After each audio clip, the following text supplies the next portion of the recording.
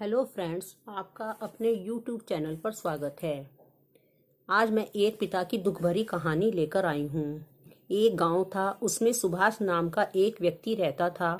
उसके एक संतान थी जिसका नाम मयूर था।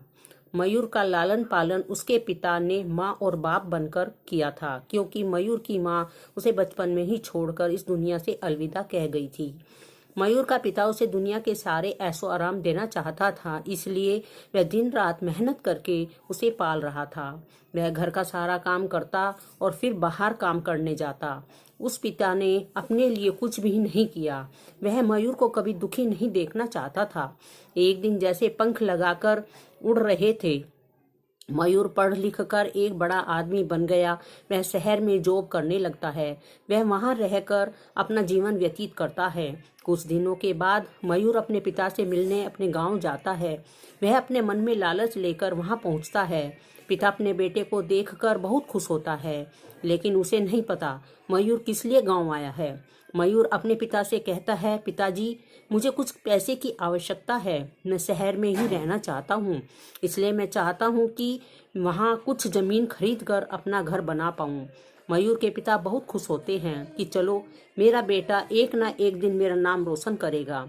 उनके पास जितनी अपनी पूंजी होती है वह निकालकर खुशी खुशी अपने बेटे को दे देते हैं। उस जमा पूंजी से वे अपना घर भी बेचकर अपने बेटे को दे देते हैं। मयूर पैसे लेकर शहर पहुंचता है। वहां जाकर वह अपना मकान बना लेता है और अपने पिता को भूल जाता है। पिता सब चीजों से बेखबर कि मेरा बेटा मेरे से मिलने आएगा। उसके पिता के पास न रहने के लिए घर और न ही कोई जगह थी।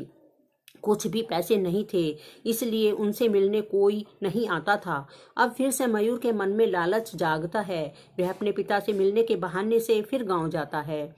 मयूर ने शहर में रहकर शादी कर ली थी। उसके पास एक बच्चा भी था। उसने अपने पिता से कहा, पिताजी, मुझे कुछ पैसे की जरूरत है, क्योंकि आप दादा बन गए हैं। सुभाष बहुत खुश होता है और मयूर से कहता है, बेटा, मुझे कब मेरे पोते से मिलवाएगा। तो मयूर कहता है, पिताजी, मेरी जॉब में कुछ खींचातानी चल रही है, इसलिए मुझे कुछ पैसे चाहिए, नहीं तो मेरी जॉब चली जाएगी। पिता सुभाष को बहुत दुख होता है। अब उसे मयूर को देने के लिए कुछ भी नहीं था।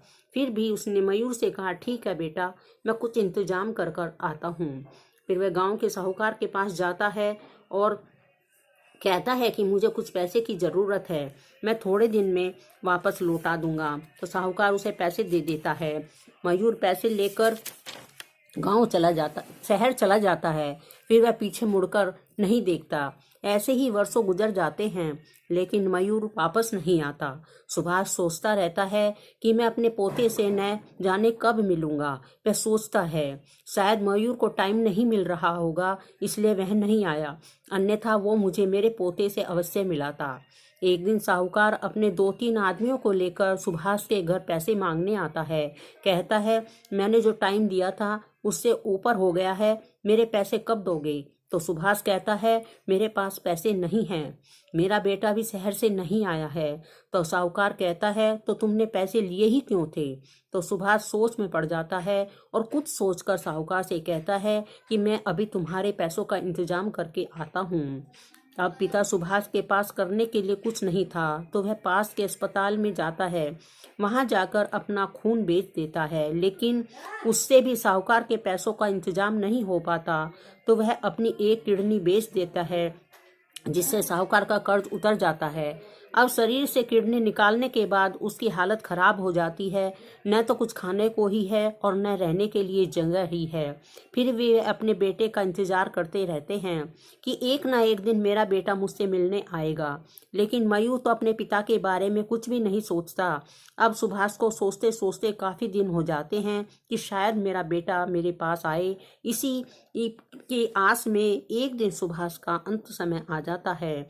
उसके प्राण पखेरु उड़ जाते हैं। बेटा आना तो दूर, उसकी चिता को अग्नि भी नहीं देता। उसको तो अपने बेटे से कुछ भी प्राप्त नहीं होता है।